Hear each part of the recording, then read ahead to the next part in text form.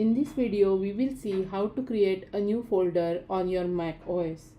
This video is for MacBook Air, MacBook Pro, iMac and Mini Mac. I will show you 3 different ways to create a new folder in macOS. In order to create a new folder on your desktop, go to your desktop, right click on it and there is option called new folder and the new folder will be created on your desktop. Another way is to create by using your keys. So when you want to create a new folder on your desktop, just press Shift Command and N to create a new folder and the new folder will be created on the desktop.